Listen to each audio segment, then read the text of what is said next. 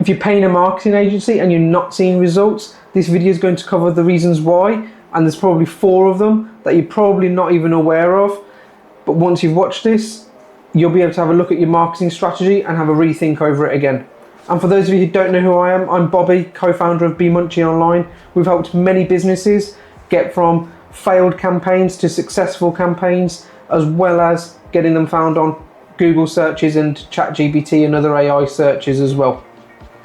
Most agencies or even freelancers optimize for stupid metrics such as your clicks, your impressions, just so they look great on a PDF report that they can send you at the end of the month, and not the actual thing that business owners would actually care about, things that pay your bills, pay the rent, pay your team, such as your sales and inquiries coming in. The key question to actually ask your agency would be, what is your optimization goals to help us increase the revenue within the company? And what you ideally want to be focusing on is your cost per lead, your cost per conversion, and the cost to actually acquire the client.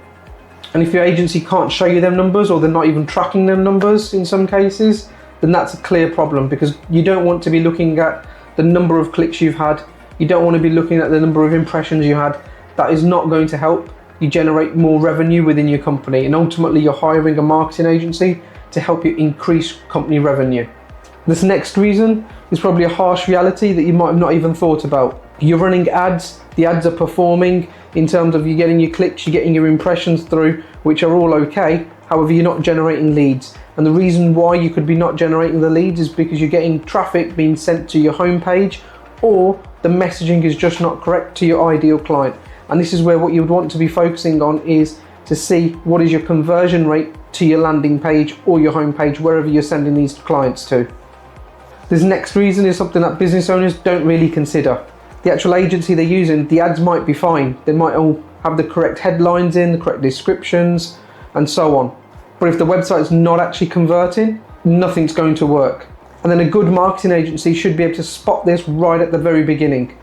Some of the common website problems that kill paid ads campaigns or even SEO campaigns would be slow loading speeds, no clear call to actions above the fold, your home page is being used as your main landing page, and there's no social proof, so there's no reviews in place, no case studies, no images of work that you've previously done, which simply means there's no trust signals being built. However, this is something most agencies should be picking up right at the very beginning before even turning on any ads. And if they've not done that, go ask them why, because that simple fix will be able to increase your conversions from your ads to your website without even spending a penny more on your ads. The reason 3 would be where there's no clear strategy in place. You know, you've paid your money to the agency, they've jumped straight into your campaign, and all of a sudden they've launched ads within a week, and you think, happy days, the ads are on, excellent, I'm going to start getting inquiries. That's where the alarm bells should actually start ringing, especially if there's no strategy in place, no goal setting calls in place, so you know what you're going to be expecting in the next few weeks or in the few months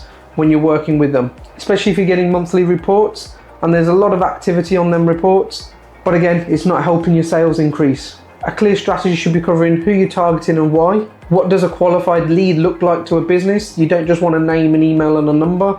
That's just, you know, general rubbish. You want to make sure there's a bit more of a criteria in place for it. And what does a 90-day success plan look like?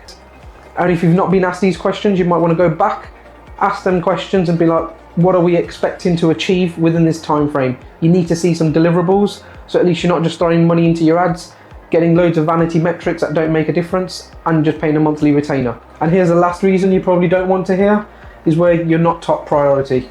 Most agencies end up overselling, or even freelancers take on too many clients and they just can't handle it, but they want to get the monthly revenue up for their own business. And some of the red flags to watch out for is you're only hearing things when you're chasing them. Reports are all generic, and your account manager changes every month. And some of the questions you can actually ask to spot these issues: who will be managing your account day to day?